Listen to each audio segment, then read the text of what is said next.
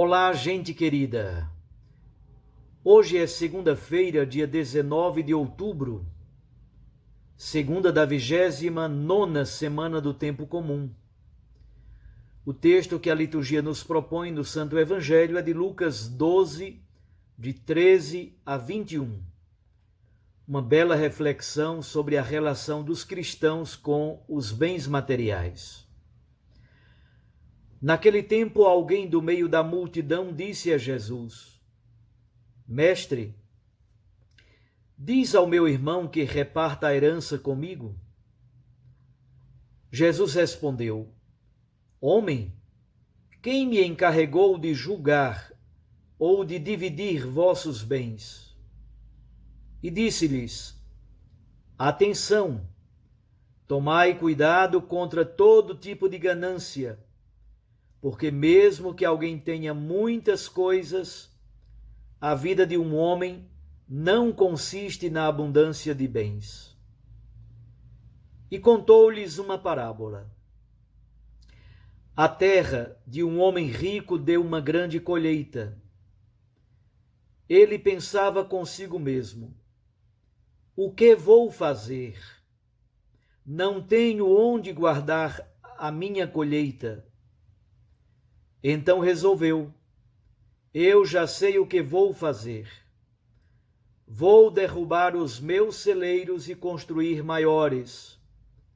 Neles vou guardar todo o meu trigo, junto com os meus bens. Então poderei dizer a mim mesmo: meu caro, tu tens uma boa reserva para muitos anos. Descansa, come, bebe, aproveita. Mas Deus lhe disse: louco, ainda nesta noite pedirão de volta a tua vida. E para quem ficará o que tu acumulaste? Assim acontece com quem ajunta tesouros para si mesmo, mas não é rico diante de Deus. Palavra da salvação. Glória a vós, Senhor. Alguém da multidão cobra algo que parece justo. Tudo indica que essa pessoa foi vítima de uma injustiça, exatamente porque foi negligenciado na repartição da herança. A herança estava vinculada diretamente ao mandamento do honrar pai e mãe. Você tem direito à herança se de fato cumprir a honra, o cuidado, o zelo com o pai e com a mãe na velhice. Não somente a herança, especialmente a terra, é a certeza da continuidade do nome daquela família.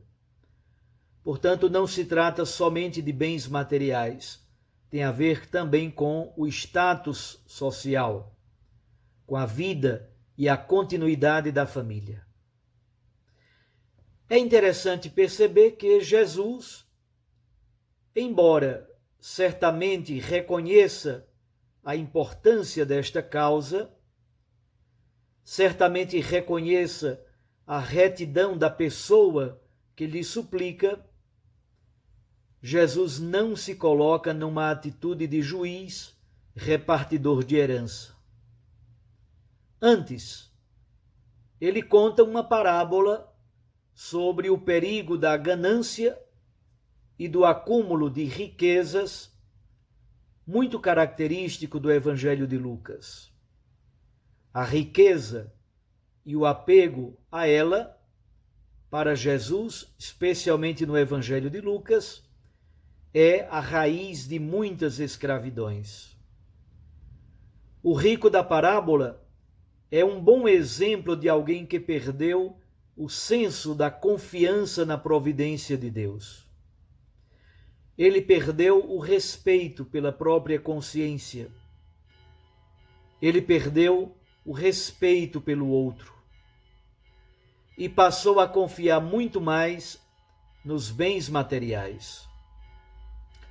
Há muitas pessoas nos dias de hoje que estão loucas, perdidas nesta corrida insana, simplesmente para trabalhar mais, para ganhar mais, para guardar mais.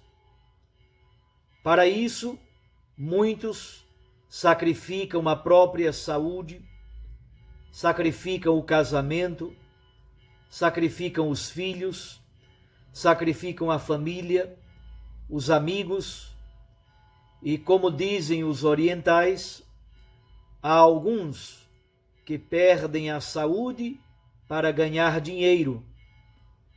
Depois tentam gastar o dinheiro para recuperar novamente a saúde. Podemos inclusive dizer com o Papa Francisco: quão pobre deve ser a pessoa que só tem dinheiro. É um pensamento muito interessante esse do Papa Francisco. Como deve ser pobre uma pessoa que só tem dinheiro? É muito importante perceber na parábola que a morte se torna o elemento pedagógico e a morte nos recorda que nós não somos eternos, não somos absolutos. A morte que está em nossa frente pode nos devolver o sentido para a própria existência e também nos devolver a abertura aos outros, a abertura à solidariedade e à partilha. Os discípulos de Jesus devem ser livres diante dos bens materiais. O que é fortemente criticado por Jesus é a ganância insaciável, a cobiça que escraviza. Um projeto de vida que foi fundamentado na acumulação de bens materiais não se sustenta, não tem base sólida. Tudo, na linguagem do homem da parábola, está marcado pelo pronome possessivo de primeira pessoa. Minha colheita, meus celeiros, meu trigo, os meus bens, o que poderei dizer a mim mesmo? Tudo tem a ver com a primeira pessoa do singular. Já não há espaço para o outro, já não há espaço para Deus. Esse homem está fechado em sua própria cobiça. Perdeu o horizonte da alteridade. Nós somos chamados, então, a nos perguntar: o que é que conta mesmo na existência humana? O que é fundamental para nós? Para muitos, há somente o horizonte da materialidade. O ideal de vida é somente comer, beber, aproveitar, curtir a vida, como muitos dizem. Recentemente, o Papa Francisco, na encíclica Fratelli Tutti, ele nos recordou alguns princípios fundamentais da doutrina social da Igreja no que diz respeito à economia, aos bens materiais. O Papa, ao constatar que a política, a cultura, a vida em sociedade, tudo isso se torna cada vez mais frágil perante os grandes poderes econômicos até transnacionais. O Papa também constata que partes da humanidade parecem sacrificáveis em benefício de uma seleção que favorece um grupo humano digno de viver sem limites. Isso, obviamente, provoca o abandono dos idosos, das pessoas com deficiências e de todas as outras pessoas com vulnerabilidade e fragilidade social, condenando-as a uma profunda solidão. O Papa diz: os avanços positivos que se verificaram na ciência, na tecnologia, na medicina, na indústria, no bem-estar, sobretudo nos países desenvolvidos, às vezes são acompanhados de uma deterioração da ética e de um enfraquecimento profundo dos valores espirituais e também do sentido de responsabilidade ética de uns para com os outros. O Papa aposta na maior regulação das atividades financeiras e especulativas, e ele aposta, sobretudo, nas formas variadas de economia popular, de produção comunitária, inclusiva e solidária.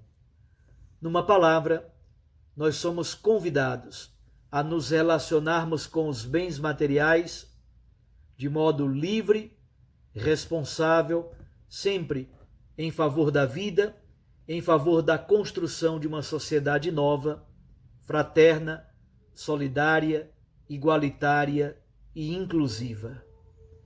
Que aqueles que são cristãos, seguidores de Jesus Cristo, dependentes dessa lógica do Evangelho, todos nós aprendamos profundamente com o ensino de Jesus no Evangelho de hoje, que nos ajuda a regular a cobiça e o desejo insano de sempre juntar e acumular mais e mais bens materiais. Façamos então uma revisão profunda sobre o nosso estilo de vida. Um abraço a você, fique com Deus e sua Mãe Maria Santíssima.